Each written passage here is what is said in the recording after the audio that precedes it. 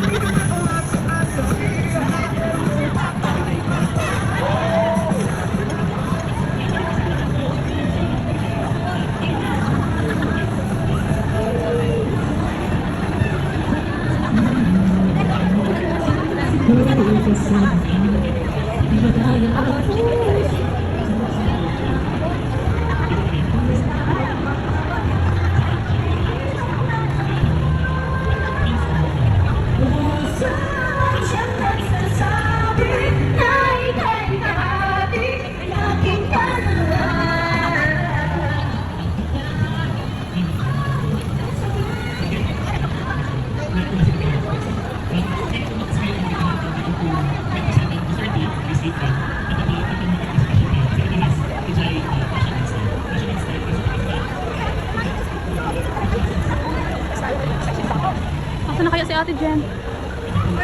Ayan, ganito lang pag Sunday. Pag day off. Medyo malinis na dito dati. Ang dami-dami ano dito. Si Blackman. Ayan si Blackman. So, okay na. Pinakita ko na sa inyo. So, sa may mga family dito sa ibang bansa, kailangan kamustahin nyo rin sila. Alam nyo yun yung isang kamusta nyo lang. Yung hindi kayo manghiram ng pera. Isang kamusta nyo lang. Kumain ka na ba? Ganun. Mahirap yung lalo yung may mga anak na naiwan sa Pinas. Super ang hirap. So, yun, kamustahin nyo rin kami.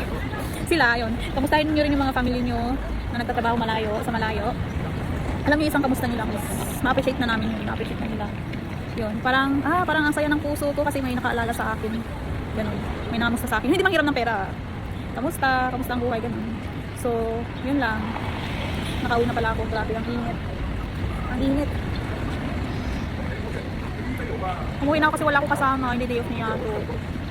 So dito ako sa bahay na namin. Sa place na ng amo ko na. Umuwi na ako kasi wala akong kasama. So yun lang guys. Happy Sunday everyone.